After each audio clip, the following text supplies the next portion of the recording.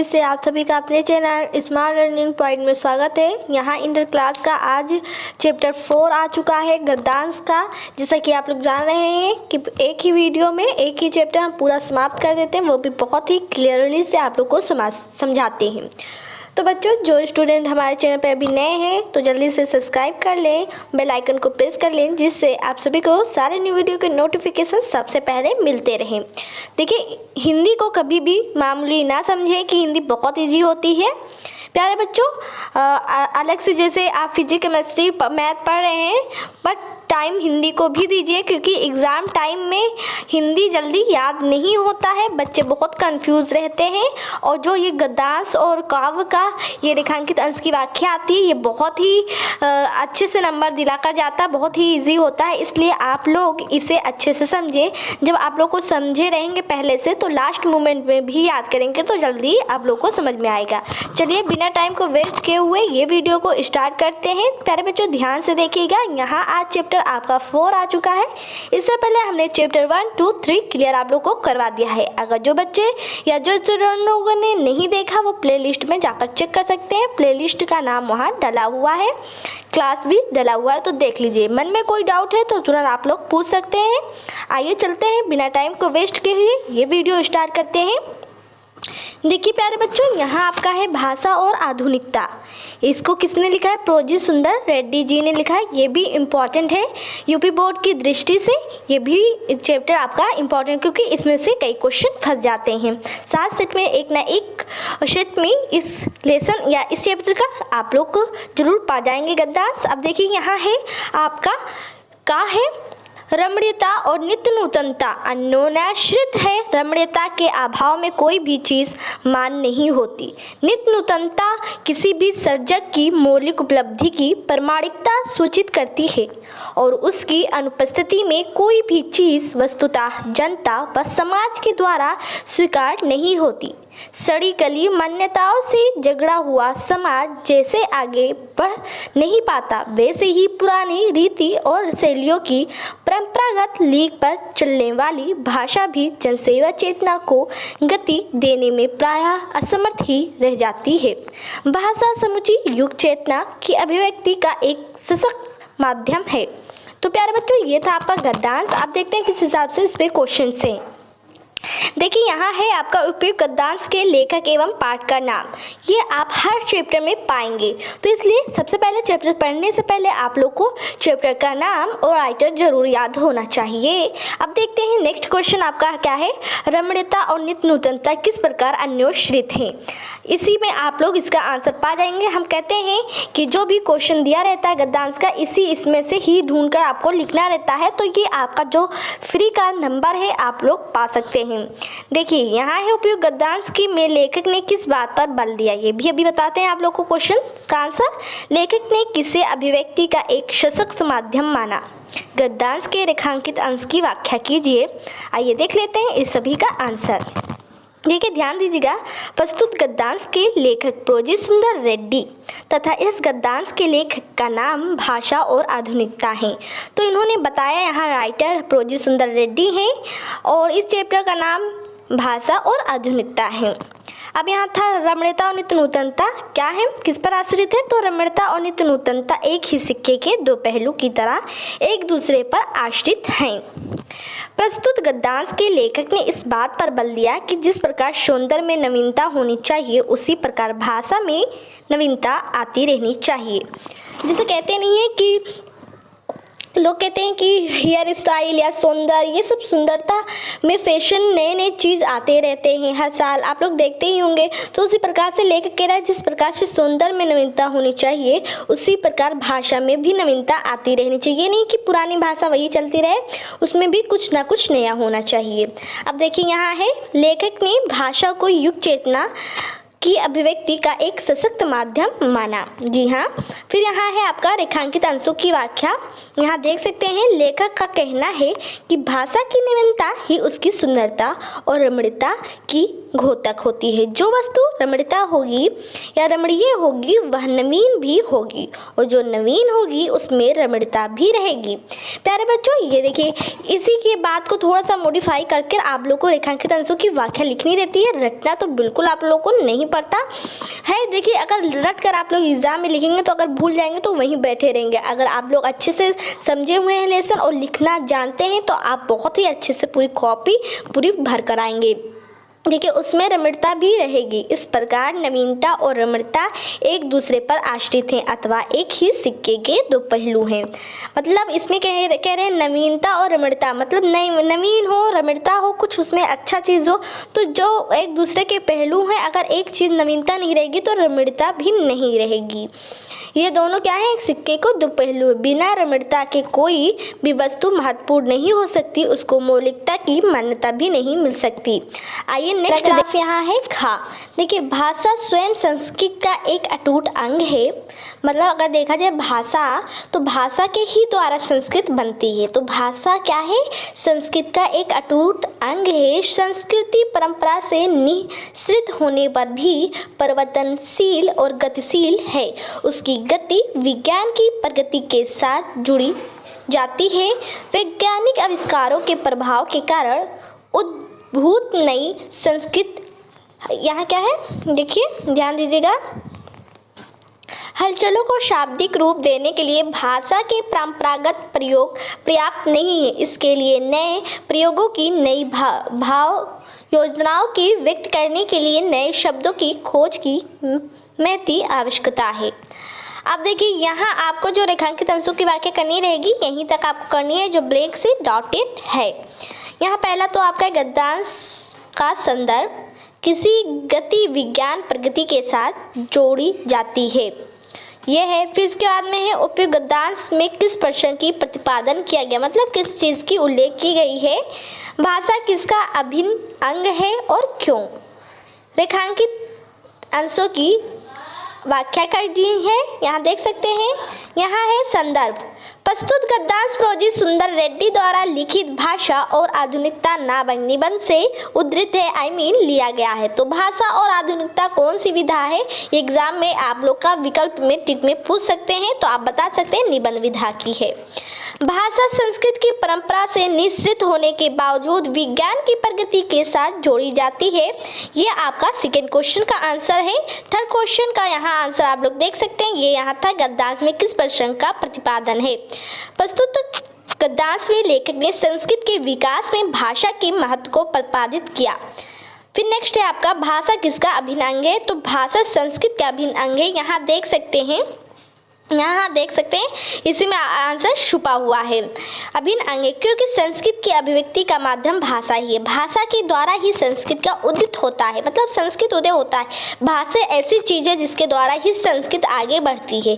तो ये एक भाषा और संस्कृत का अटूट अंग इसमें बताया गया। रेखांकित अंशों की व्याख्या पूछ रहे थे, तो लेखक का कहना है कि भाषा संस्कृत का अभिन्न अंग है, क्योंकि संस्कृत की अभिव्यक्ति का माध्यम भाषा ही है। संस्कृत की रचना और विकास परंपराओं द्वारा होता है। परंपराएं क्योंकि परिवर्तनशील होती हैं, परिवर्तन मतलब बदलती रहती हैं परंपराएं, इसलिए संस्कृत भी एक जैसी नहीं रहती, वह भी परंपराओं की तरह बदलती रहती है। इस रूप में हम कह सकते हैं कि संस्कृत गतिशील है। क्या है, संस्कृत गतिशील है, मतलब चलती रहती है, बदलती रहती है, समय के साथ क्या रहता है, बदलता रहता है। अब नेक्स्ट पैराग्राफ देख लेते हैं प्यारे बच्चों। नेक्स्ट पैराग्राफ हमारा क्या है। अगर आपको यह वीडियो समझ में आ रहा है, ये चैनल को जल्दी से सब्सक्राइब करें, और भी इसी पर आधारित ऐसे नोट्स आपको भी प्रोवाइड कराए जाएंगे जो कि बहुत इंपॉर्टेंट है बोर्ड के हिसाब से। आइए चलते हैं नेक्स्ट पैराग्राफ देख लेते हैं प्यारे बच्चों, ध्यान दीजिएगा।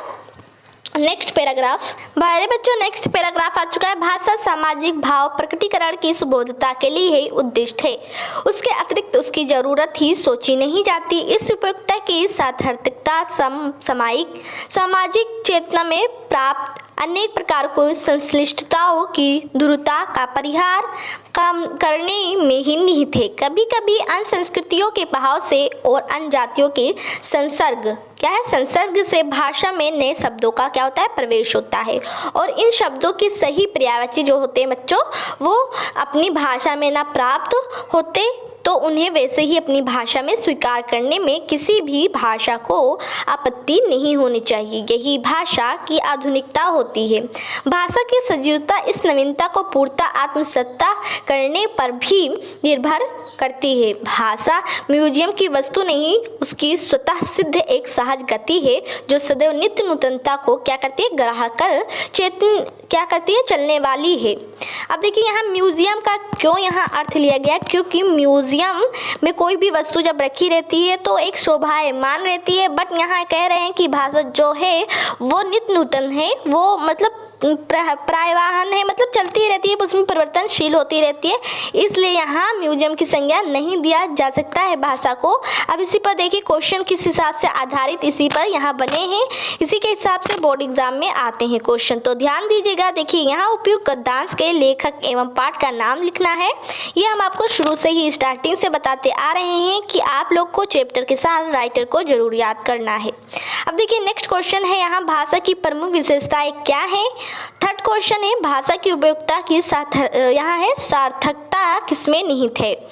फिर नेक्स्ट क्वेश्चन है प्रस्तुत गद्यांश में किसका स्पष्टीकरण है, जो कि हम पूरा आपको पैराग्राफ में पढ़ा दें, उसी पर आधारित ये क्वेश्चन बना हुआ है बच्चों।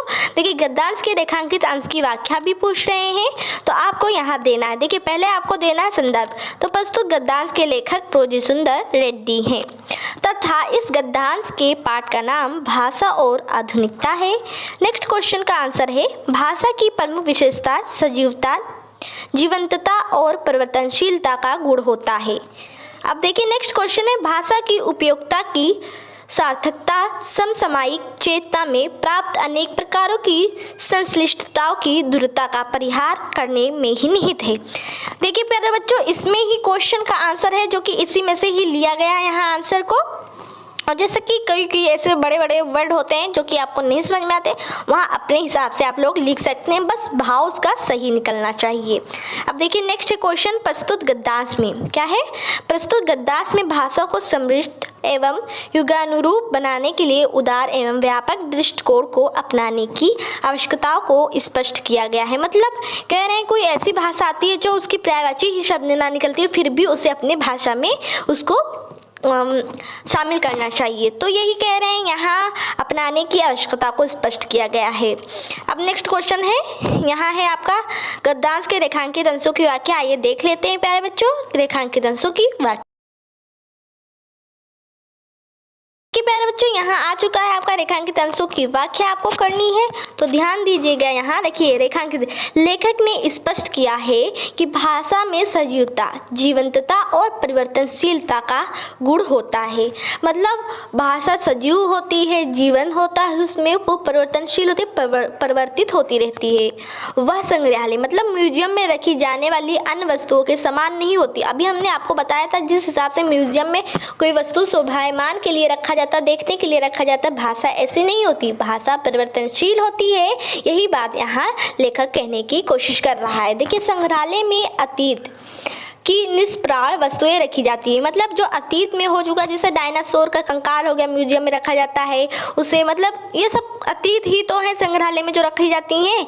निष्प्राण होती है, उसमें जान भी तो नहीं होता है, जिनका केवल ऐतिहासिक महत्व होता है। क्या होता है? ऐतिहासिक महत्व होता है, सामयिक नहीं। किंतु भाषा केवल अतीत का इतिहास बताने वाली वस्तु नहीं, वह वर्तमान संस्कृति का भाव, समूह और विचारों को भी व्यक्त करती है। जैसा कि देखिए भाषा की तुलना यहाँ कह रहे हैं कि सही नहीं है कि म्यूजियम की वस्तुओं से करें। भाषा तो परिवर्तनशील होती है और वर्तमानशील होती है, वो वर्तमान में भी संस्कृत के भावों को, समूह को, विचारों को व्यक्त करती है, अतः उसमें परिवर्तनशीलता का गुण विद्यमान रहता है।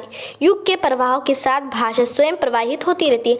मतलब जैसे युग युग बदलते रहते हैं, नई पीढ़ी आती रहती है, वैसे हिसाब से क्या होती है, भाषा भी बदलती रहती है। जैसे कि पहले के आदि मान लो हम पहले की कैसे लोग रहते थे, उनकी भाषा भी बहुत अजीब होती थी। जिस हिसाब से युग बदलते गए उसी हिसाब से लोगों की क्या बदलती गई, भाषा बदलती गई।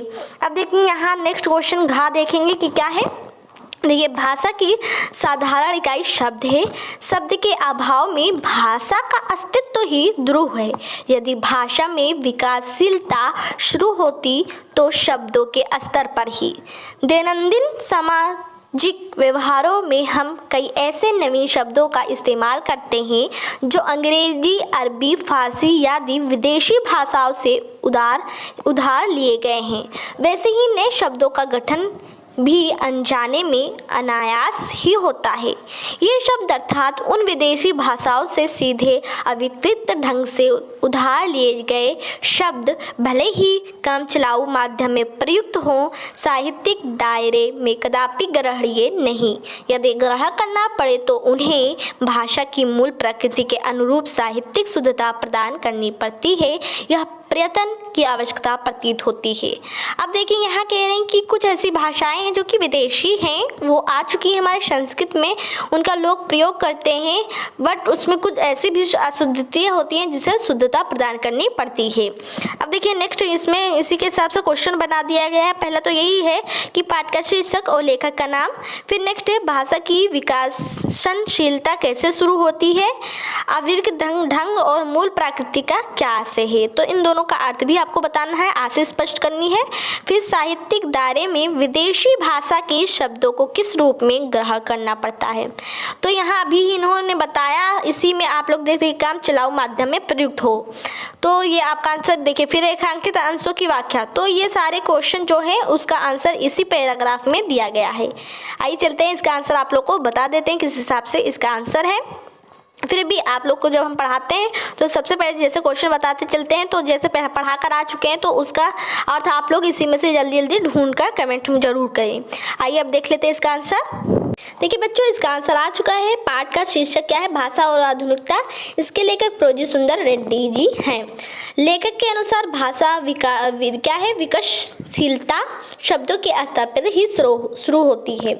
नेक्स्ट क्वेश्चन का आंसर है अविरत ढंग और मूल प्रकृति का आशय कह रहे थे, बताइए।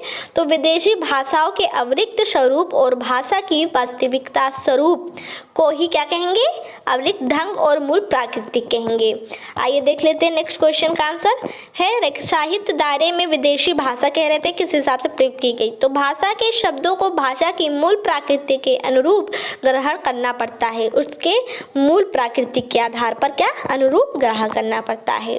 फिर रेखांकित अंशों की व्याख्या थी, तो रेखांकित अंशों की व्याख्या बच्चों यहाँ है, देख लीजिए।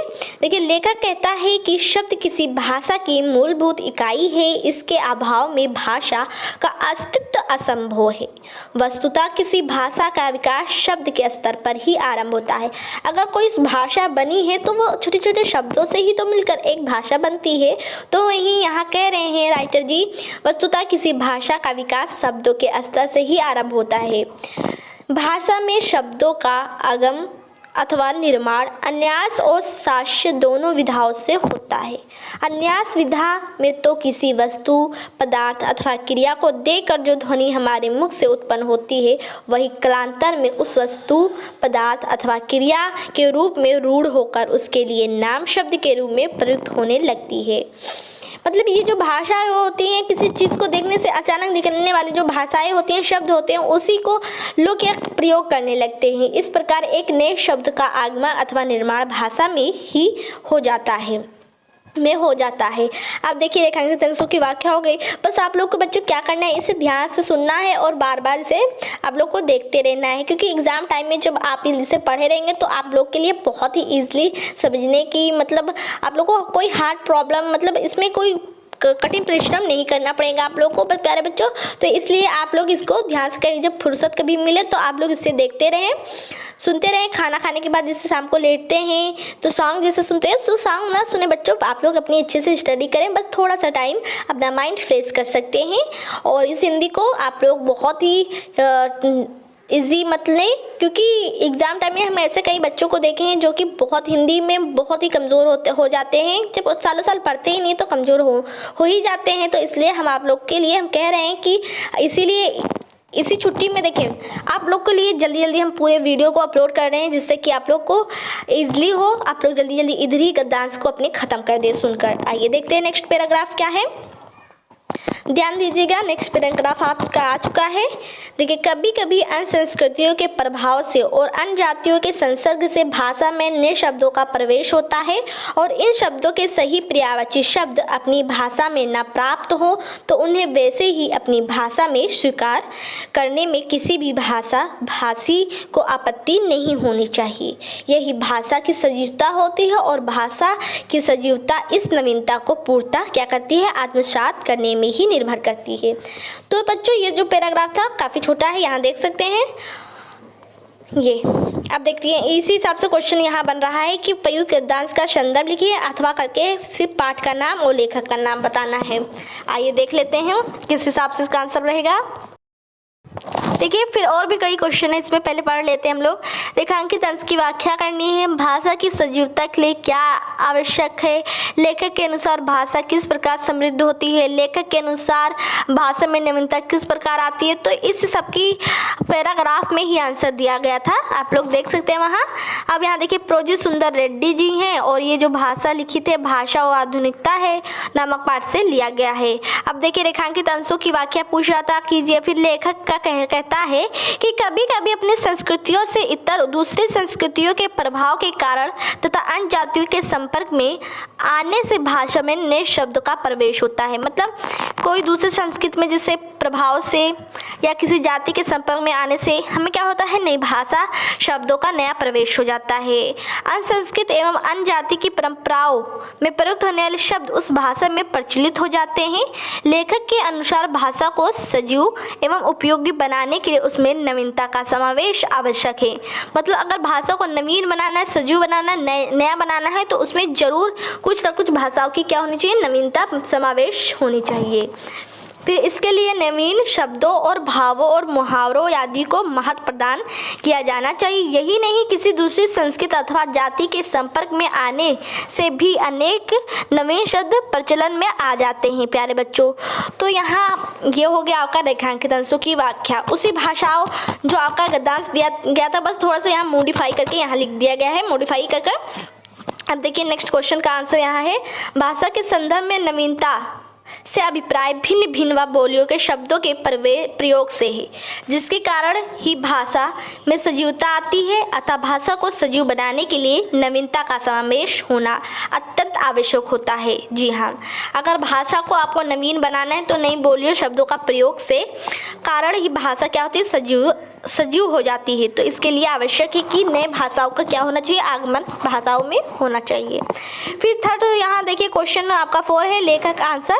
लेखक का कहना है कि नवीन शब्दों के लिए हमें पर्यायवाची शब्द भाषा में खोजने चाहिए। अगर पर्यायवाची शब्द उपलब्ध नहीं तो हमें उसके मूल को अपना लेना चाहिए। नवीन शब्दों को ग्रहण कर लेने से भाषा की भाव संप्रेषणीयता में वृद्धि होती है, अर्थात हमारी भाषा समृद्ध होती है। जब नई भाषा आती है तो हमारी क्या होती है, भाषा में समृद्धि होती है। फिर लास्ट वाला क्वेश्चन का आंसर है, लेखक के अनुसार भाषा में नवीनता विभिन्न संस्कृतियों व जातियों की भाषाओं से शब्दों का क्या होता है, को ग्रहण करने से आती है। आइए बच्चों, नेक्स्ट पैराग्राफ देख लेते हैं। इसी वीडियो में ये चैप्टर आप लोग का हम समाप्त कर देंगे। पहले बच्चों नया पैराग्राफ आ चुका है, आप देख सकते हैं। देखिए, नए शब्द क्या है, नए शब्द नए मुहावरे एवं नई रीतियों के प्रयोग से युक्त भाषा को व्यवहारिकता प्रदान करना ही भाषा की क्या है, आधुनिकता लाना है। दूसरे शब्दों में केवल आधुनिक युगीन विचारधाराओं के अनुरूप नए शब्दों के गढ़ने मात्र ही भाषा का विकास होता है। वरना नए परिभाषिक शब्दों को एवं नूतन शैली प्रणालियों को व्यवहार में लाना ही भाषा की आधुनिकता प्रदान करना है। अब देखिए, इसी पर क्वेश्चन है, यहाँ देख लेते हैं। संदर्भ है, रेखांकित अंशों की व्याख्या है, किसके प्रयोग से भाषा की आधुनिकता लाई जा सकती है, इसी पैराग्राफ में दिया गया है प्यारे बच्चों। फिर है, किसके गढ़ने मात्र से भाषा का विकास नहीं होता, उपयुक्त गद्यांश के माध्यम से लेखक ने किन बिंदुओं पर प्रकाश डाला है, ये बताना है यहाँ। अब देखिए, इसी पर आधारित क्वेश्चन आपका बना हुआ है, यहाँ ध्यान दीजिएगा।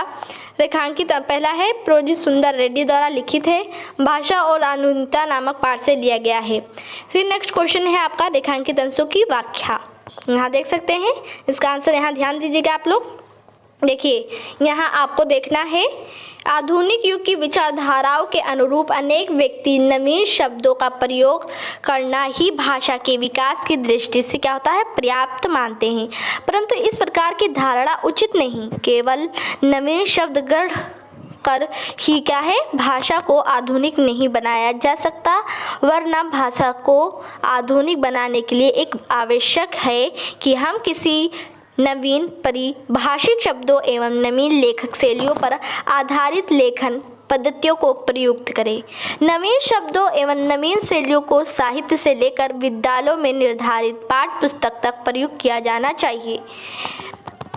इस प्रकार के नवीन शब्दों एवं शैलियों को शिक्षित अथवा अशिक्षित व्यक्तियों या यहाँ से भी मिले खोज कर भाषा में प्रयोग करना चाहिए।